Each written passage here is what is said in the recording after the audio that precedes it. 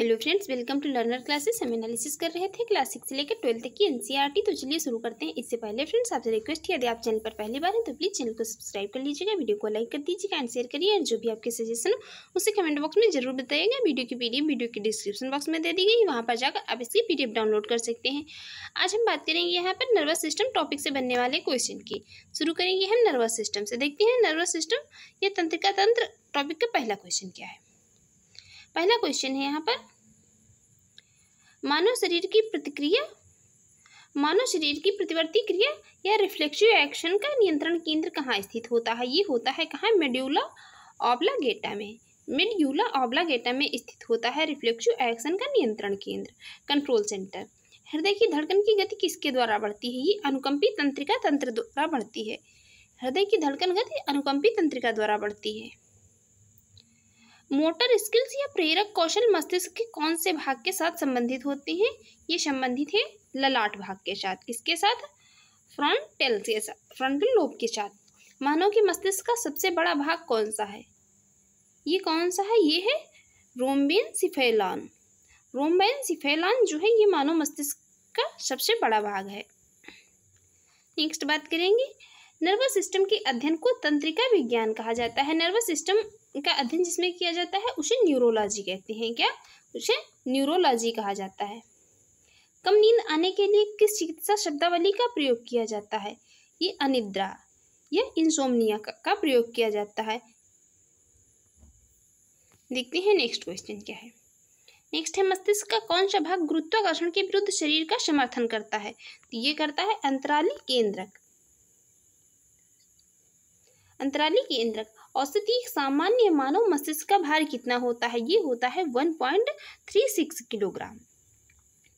शरीर में प्रतिवर्ती क्रियाओं का नियंत्रण एवं समन्वय कौन करता है। तो ये करता है कौन, स्पाइनल कॉर्ड या मेरुरज्जु जिसे कहती है।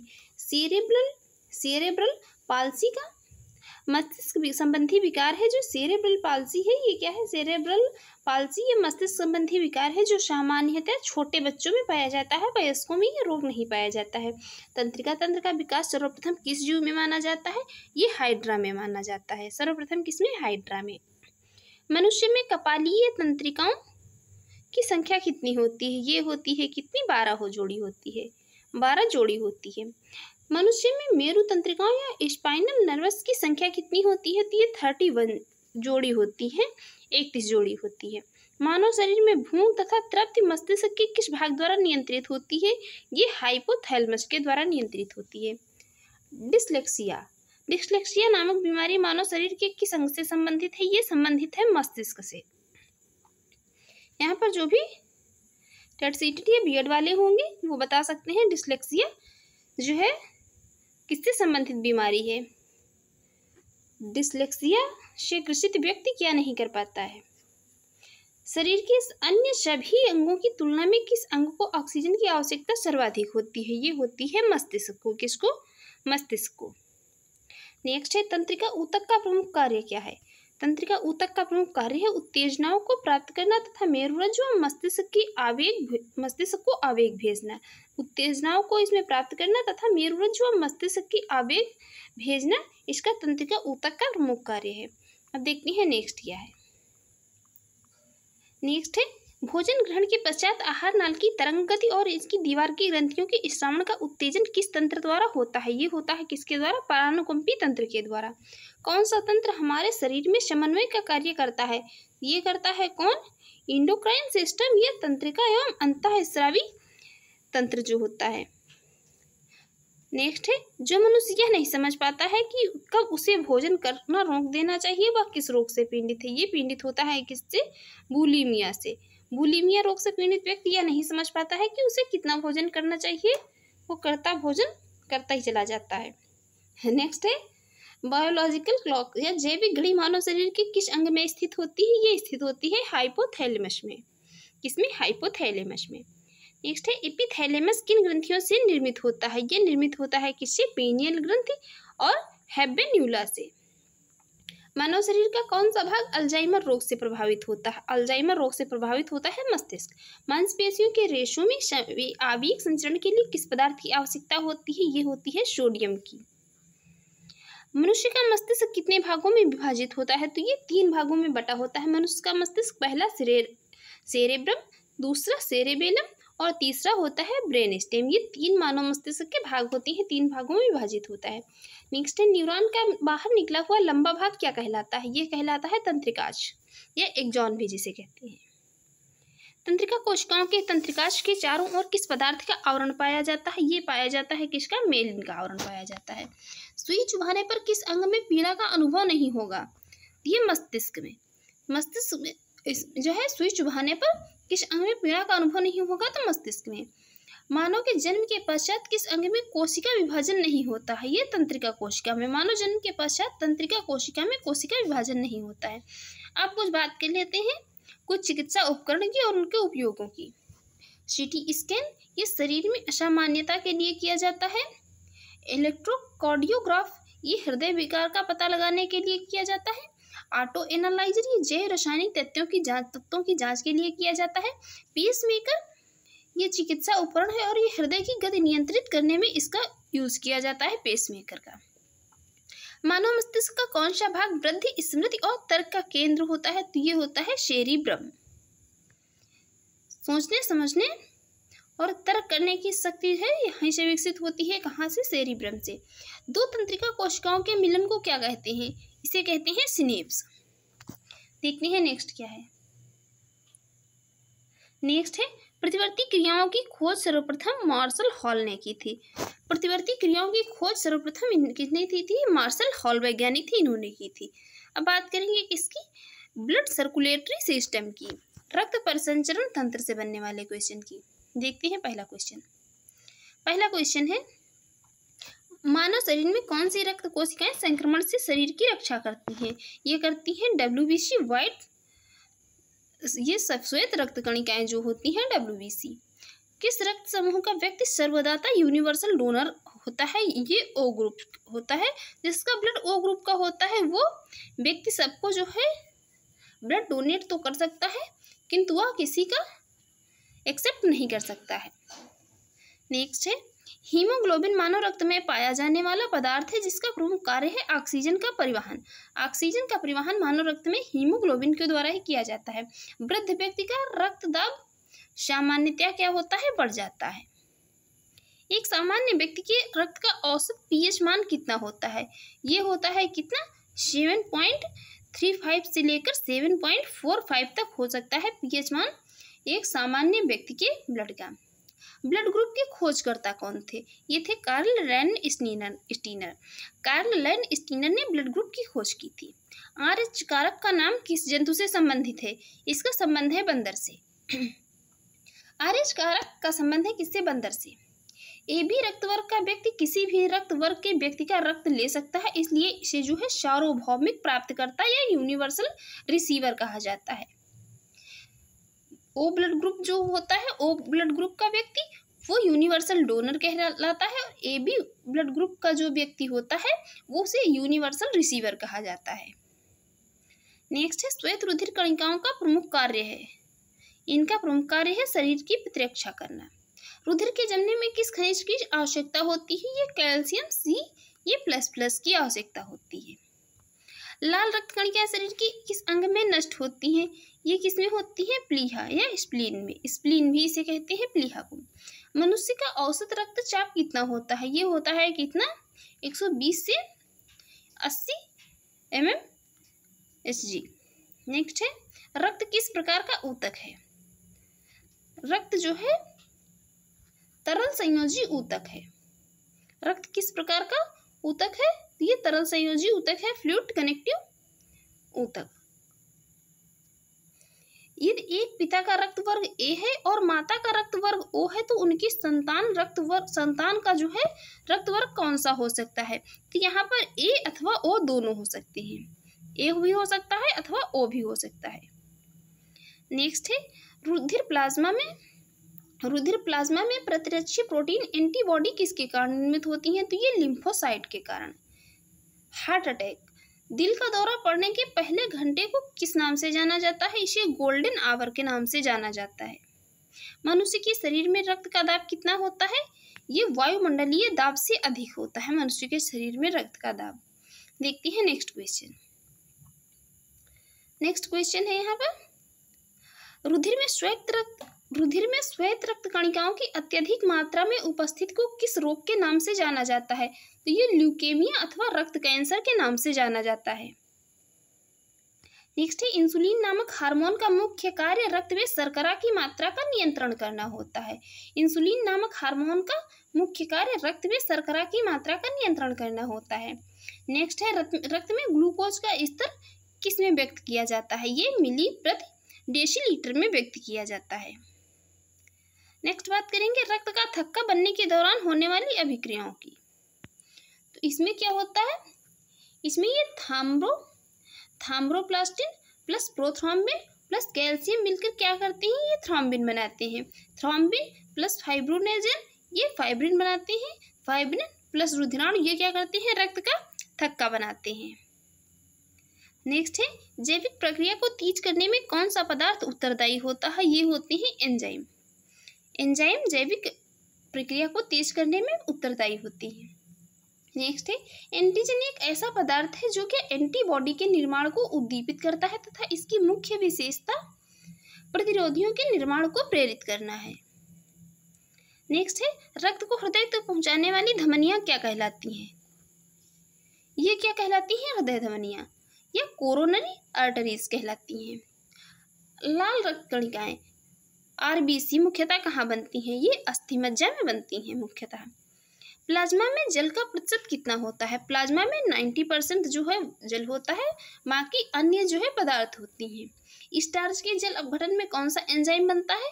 तो ये एमाइलेज बनता है। नेक्स्ट बात करेंगे किसके रक्त का थक्का, ब्लड क्लॉटिंग। नेक्स्ट है, ब्लड क्लॉटिंग बनने में फाइब्रिन में परिवर्तन थ्रोम्बिन एंजाइम के कारण होता है। किसके कारण? थ्रोम्बिन एंजाइम के कारण। हृदय की धड़कन नियंत्रित करने में किसकी भूमिका होती है? ये सोडियम की भूमिका होती है हृदय की धड़कन को नियंत्रित करने में। एंजाइम एक प्रकार का है, एंजाइम एक प्रकार का बायोकैटालिस्ट है या जैव उत्प्रेरक। एक धड़कन या हृदय गति की एक आवृत्ति में लगभग कितना समय लगता है? तो ये 0.8 सेकंड लगता है। नेक्स्ट है, रक्त का नियंत्रण किस ग्रंथि के द्वारा होता है? ये किसके द्वारा होता है? एडर्नल ग्लैंड के द्वारा या अधिवृक्क ग्रंथि के द्वारा होता है। देखते हैं नेक्स्ट है, हृदय के संकुचन से धमनियों की दीवार पर पड़ने वाला दाब क्या कहलाता है? ये ब्लड प्रेशर कहलाता है, ये रुधिर दाब कहलाता है। देखते हैं नेक्स्ट क्वेश्चन क्या है। नेक्स्ट क्वेश्चन है, अत्यधिक ऊंचाई पर जाने पर मानव शरीर में लाल रक्त कणिकाओं की संख्या पर क्या प्रभाव पड़ता है? लाल रक्त कणिकाओं की संख्या में वृद्धि हो जाती है। जब मनुष्य अत्यधिक ऊंचाई पर जाता है तो मनुष्य के शरीर में ये क्या होती है, लाल रक्त कणिकाएं होती हैं, इनकी संख्या में वृद्धि हो जाती है। एनीमिया रोग किस पोषक पदार्थ की कमी के कारण होता है? ये फोलिक एसिड के कारण हो जाता है एनीमिया। ये बीमारी अधिकतर जो है महिलाओं को अधिक होती है। नेक्स्ट है, मानव शरीर की सबसे लंबी सिरा कौन सी है? ये ग्रेट सैफिनस सिरा पैर में उपस्थित होती है, सबसे लंबी सिरा है मानव शरीर की। श्वेत रक्त कणों की कितनी संख्या होने पर रक्त कैंसर होता है? ये कितनी? ये 12,000 सीसी होने पर रक्त कैंसर होता है। नेक्स्ट है, रक्त के उपचार में किस पौधे का प्रयोग किया जाता है? रक्तदाब के उपचार में प्रयोग किया जाता है किसका? सर्पगंधा का। इसका वैज्ञानिक नाम है क्या? रॉल्फिया सर्पेंटिना। रॉल्फिया सर्पेंटिना इस पौधे का वैज्ञानिक नाम है सर्पगंधा का। यह रक्तदाब के उपचार में प्रयोग किया जाता है। मानव शरीर की सबसे बड़ी लार्जेस्ट आर्टरी कौन सी है? तो ये है कौन? ओर्टा या महाधमनी कहते हैं। किस अंग को मानव शरीर का रक्त बैंक कहते हैं? ये प्लीहा या स्प्लीन को। रक्तदाब मापने के लिए किस उपकरण का प्रयोग किया जाता है? ये स्फेग्नोमीटर का प्रयोग किया जाता है। नेक्स्ट है, अशुद्ध रक्त का प्रवाह होता है। तो अशुद्ध रक्त का प्रवाह होता है हृदय, महाधमनी, धमनियों, धमनिकाओं और फिर कहाँ? कोशिकाएं अंग में। नेक्स्ट है, कोलेस्ट्रॉल की सामान्य सीमा मानव में कितनी होती है? ये होती है कितनी? 150 से 260 मिलीग्राम प्रति जो है 100 ml में।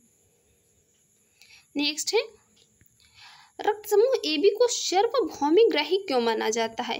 जो AB ब्लड ग्रुप का व्यक्ति होता है उसे यूनिवर्सल रिसीवर क्यों माना जाता है? क्योंकि रक्त समूह में प्रतिरक्षी नहीं पाए जाते हैं, क्योंकि रक्त इसमें जो है एंटीबॉडी नहीं पाए जाते हैं।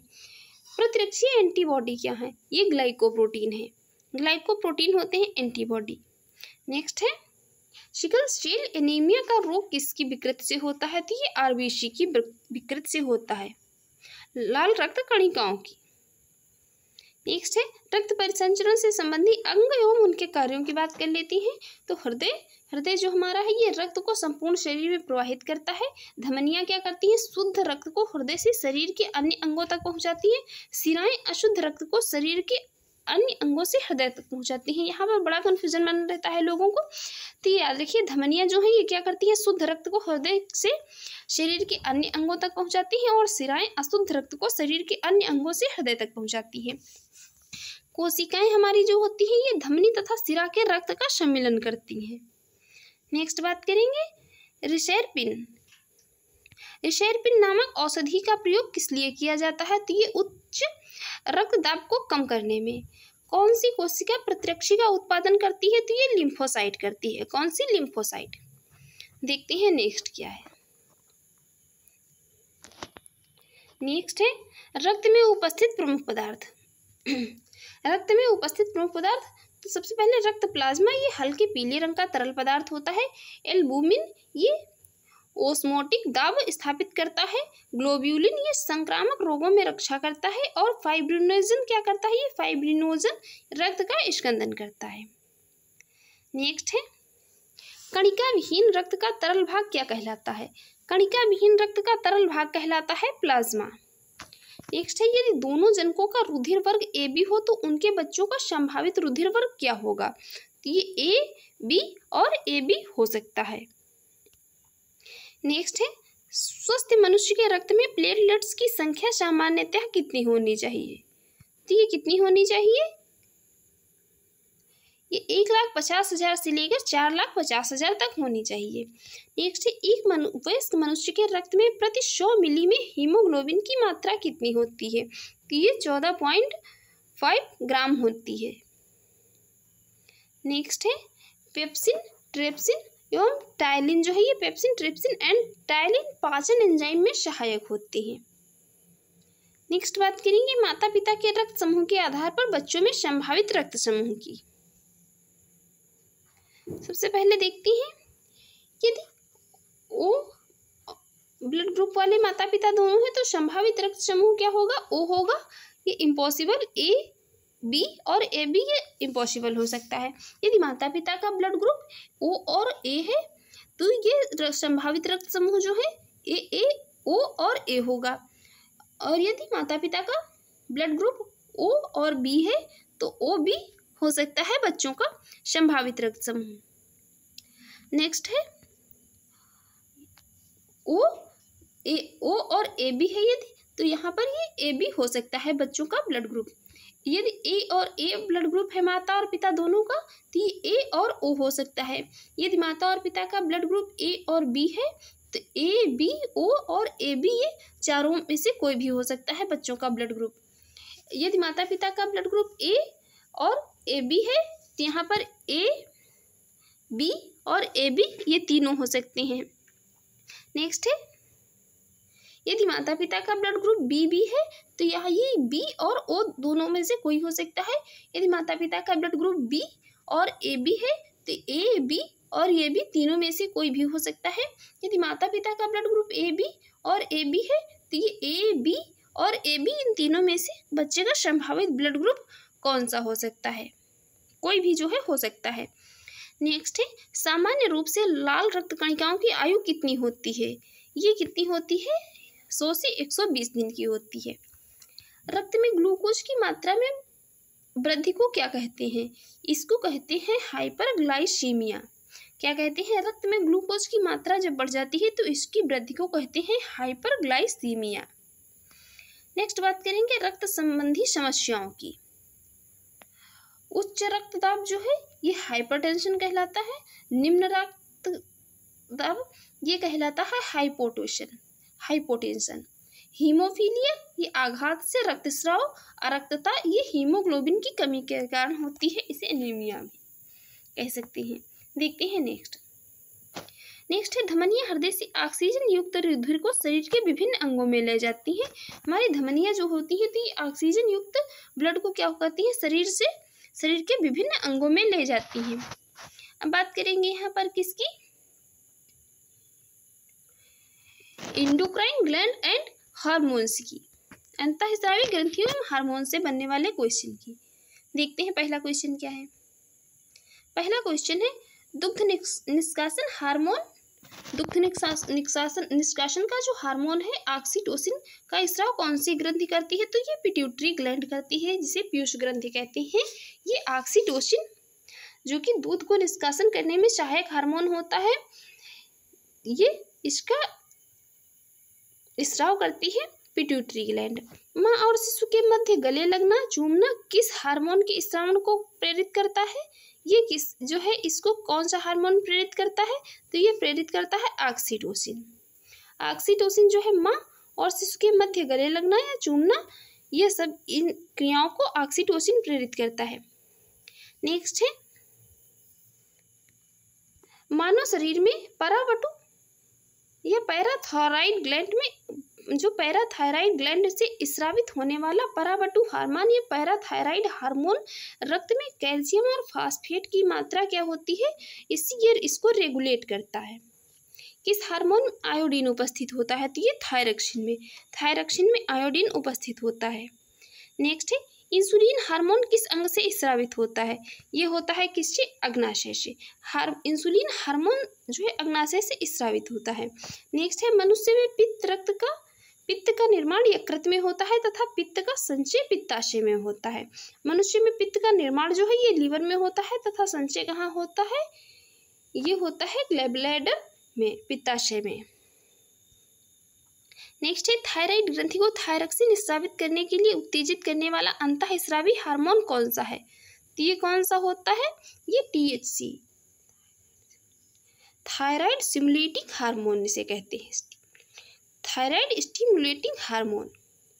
नेक्स्ट है फाइट एंड फ्लाई, लड़ो और उड़ो के नाम से किस हार्मोन को जाना जाता है, तो ये एड्रीनेलिन हार्मोन होता है, इसको लड़ो और उड़ो के नाम से जाना जाता है। नेक्स्ट है मानव शरीर का सामान्य तापमान कितना होता है, तो ये 98.6 फ़ारेनहाइट या सेंटीग्रेड में बात करें तो 37 डिग्री सेंटीग्रेड होता है। शरीर में अतिरिक्त ग्लूकोज ग्लाइकोजन में परिवर्तित होकर यकृत में संरक्षित रहता है, कहाँ, यकृत में।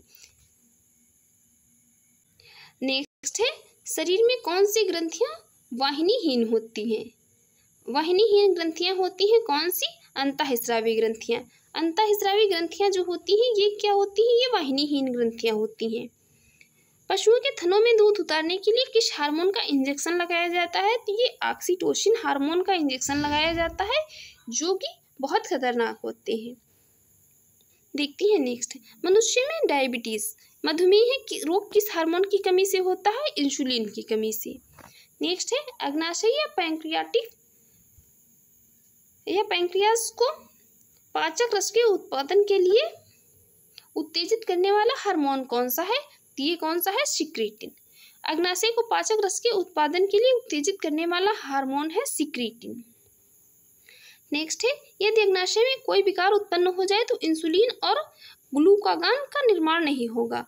अग्नाशय में यदि कोई विकार उत्पन्न हो जाए तो क्या होता है, इंसुलिन और ग्लूकागॉन का निर्माण नहीं होता है। इसी कारण क्या होता है, हमारे शरीर में उनका जो है अग्नाशय खराब हो जाता है, तो उनके शरीर में क्या होता है, ग्लूकोज की मात्रा बढ़ती जाती है और उनको जो है शुगर हो जाती है, वो ठीक नहीं हो पाती है। नेक्स्ट है कौन सी ग्रंथि वृद्धि हार्मोन का रिसाव करती है, तो ये पीयूष ग्रंथि। देखते हैं नेक्स्ट क्या है। नेक्स्ट है मानव शरीर में सबसे छोटी अंतःस्रावी ग्रंथि कौन सी है, तो ये है पिट्यूटरी ग्लैंड। हार्मोन की अनियमितता के कारण होने वाले रोग को क्या कहते हैं, तो ये कार्यात्मक रोग कहते हैं, क्या, फंक्शनल डिजीज। अब बात करेंगे मानव हार्मोन तथा उनकी भूमिका की। सबसे पहले बात करेंगे किसकी, सोमैटोस्टेटिन की। सोमैटोस्टेटिन ये वृद्धि हार्मोन के स्रावण को रोकता है। ऑक्सीटोसिन या पिटोसिन ये प्रसव के समय गर्भाशय के फैलाव एवं संकुचन को प्रेरित करता है। स्तन ग्रंथियों से दुग्ध स्रावण को प्रेरित करता है। नेक्स्ट है मेलाटोनिन। मेलाटोनिन जो है यह सोने जागने के चक्र को नियंत्रित करता है। एड्रेनालिन या एपिनेफ्रिन ये क्या करती है? हृदय स्पंदन, रुधिर दबाव व श्वसन का नियमन करती है। शरीर को युद्ध या पलायन के लिए तैयार करता है। नेक्स्ट है एस्ट्रोजन। एस्ट्रोजन क्या करते हैं? स्त्रियों में सहायक प्रजनन अंगों की वृद्धि व विकास करते हैं। स्त्रियों में द्वितीयक लैंगिक लक्षणों का विकास करता है।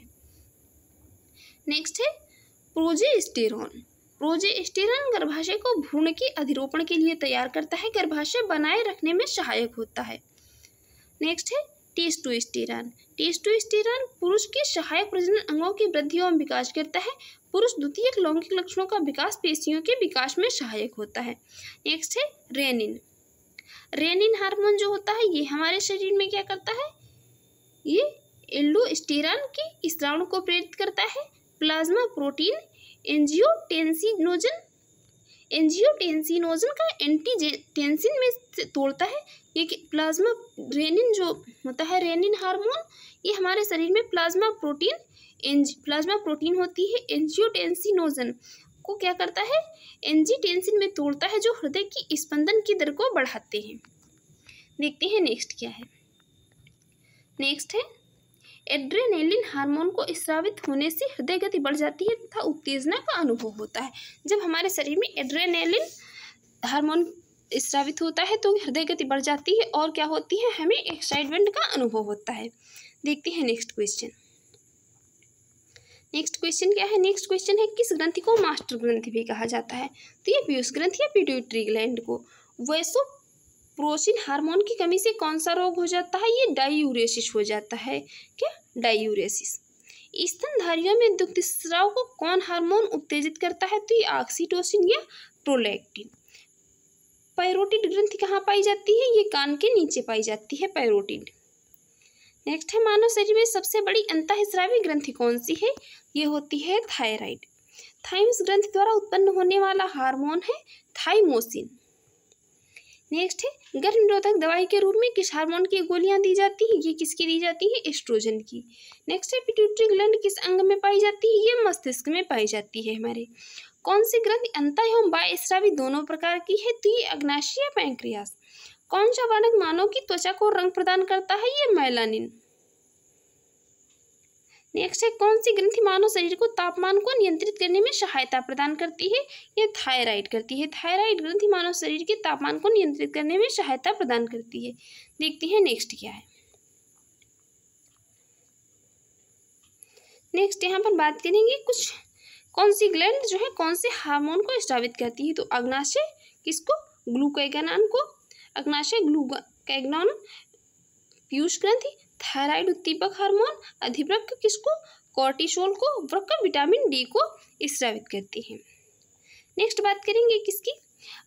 मनुष्य के नवजात शिशु को स्तन ग्रंथि से निकले से पहले प्रसव को पिलाया जो है स्राव होता है। मनुष्य के नवजात शिशु को स्तन ग्रंथि से निकले पहले स्राव को पिलाया जाता है जिसे कि कोलेस्ट्रम कहते हैं। कोलेस्ट्रम शिशु के लिए किस प्रकार लाभदायक होता है? तो यह शिशु को जो है रोग प्रतिरोधक शक्ति प्रदान करता है। क्या? कोलेस्ट्रम। नेक्स्ट है इंसुलिन में कौन सी धातु मौजूद है? यह मौजूद है कौन सी? जस्ता। मानव शरीर का कौन सा हार्मोन रक्त के फास्फेट व कैल्शियम को नियंत्रित करता है? तो ये परावटु नियंत्रित करता है। नेक्स्ट है हार्मोन शरीर के उपापचय वृद्धि, जनन, रुधिरदाब, रुधिर में जल और लवण की मात्रा आदि का नियंत्रण करते हैं। नेक्स्ट है आयोडीन युक्त नमक क्यों उपयोगी होता है? ये उपयोगी होता है क्योंकि यह थायराइड ग्रंथि का नियंत्रण करता है। नेक्स्ट है यकृत एवं मांसपेशियों में ऊर्जा किस रूप में जमा होती है? तो ये ग्लाइकोजन के रूप में जमा होती है। अब बात करेंगे यहाँ पर मुख्य ग्रंथियों की। सबसे पहले बात करेंगे किसकी? हार्डेरियन ग्लैंड की। हार्डेरियन ग्लैंड क्या करती है? ये नेत्रों में स्राव द्वारा चिकनाई प्रदान करती है। यूट्रिकुलर ग्लैंड ये काकपोच एवं कीटों के मादा जननांगों की ग्रंथियां होती हैं। नेक्स्ट है इंटेस्टाइनल ग्लैंड, ये क्या करती है? ये कशेरुकी प्राणियों के आंतों में स्थित होती है। नेक्स्ट है म्यूकोकस, म्यूकस ग्लैंड, ये श्लेष्म ग्रंथि जिसे कहते हैं। मेंढक की त्वचा में म्यूकस का क्या स्राव करती है। नेक्स्ट है ब्रूनर्स ग्लैंड, ये कशेरुक प्राणियों की ग्रहणी में क्या करती है, ग्रहणी में संरक्षक प्रति अम्ल का स्राव करती है। नेक्स्ट है प्रोस्टेट ग्लैंड, ये प्रोस्टेट ग्लैंड क्या करती है, ये स्तनियों तथा केंचुओं के नर जननांगों की सहायक ग्रंथि होती है। नेक्स्ट है काउपर ग्रंथियां, काउपर ग्रंथियां स्तनियों के नर जननांगों की सहायक ग्रंथि होती है। देखते हैं नेक्स्ट कौन सी है। नेक्स्ट है वाइटेलाइन ग्लैंड, वाइटेलाइन ग्लैंड ये प्लेटीहेल्मिन्थीज प्राणियों के जननांगों में पाई जाती है। नेक्स्ट है फीमोरल ग्लैंड, फीमोरल ग्लैंड क्या करती है, ये स्त्रीसर्प जंतुओं की जांघाओं पर पाई जाती है। नेक्स्ट है फैट ग्लैंड, फैट ग्लैंड जो होती है ये स्तनियों की त्वचा में पाई जाती है। श्वेत ग्रंथियां जो होती हैं तो ये स्तनियों की त्वचा में पसीने की ग्रंथियां होती हैं। और स्वयंरेडन ग्रंथियां ये मेढक के कशेरुक स्तंभों के दोनों ओर स्थित ग्रंथियां होती हैं। नेक्स्ट है कौन, स्तन ग्रंथियां, ये स्तनियों के दूध का स्राव करती है। नेक्स्ट है कौन, सेरुमिनस ग्लैंड, ये सेरुमिनस ग्लैंड स्तनियों की कर्ण गुहा के मोम के समान पदार्थ का स्राव करती है। नेक्स्ट है कौन, लैक्राइमल ग्लैंड, लैक्राइमल ग्लैंड ये नेत्रों में उपस्थित होती है। नेक्स्ट है कौन सी, ये डीप ग्लैंड, डीप ग्लैंड जो है ये संयुक्त नालाकार ग्रसनीय ग्रंथिकाओं जो म्यूकस या श्लेष्मा का स्राव करती है। देखते हैं नेक्स्ट क्या है। नेक्स्ट है हाशीमोटो रोग में एक रोग होता है जिसका नाम क्या है, हाशीमोटो। हाशीमोटो रोग में क्या होता है, हाशीमोटो रोग में शरीर स्वतः थायराइड ग्रंथि को नष्ट कर देता है, इसलिए इसे थायराइड की आत्महत्या भी कहते हैं। किसे, हाशीमोटो रोग को। तो फ्रेंड्स आपको हमारी ये वीडियो अच्छी लगी हो और आपके एग्जाम के लिए यूजफुल रही हो तो आप हमारे यूट्यूब चैनल को सब्सक्राइब कर लीजिएगा, वीडियो को लाइक कर दीजिएगा एंड शेयर करिए। जो भी आपकी सजेशन हो उसे कमेंट बॉक्स में जरूर बताइएगा। वीडियो की PDF वीडियो के डिस्क्रिप्शन बॉक्स में दे दी गई है, वहाँ पर जाकर आप इसकी PDF डाउनलोड कर लीजिए। Thanks for watching.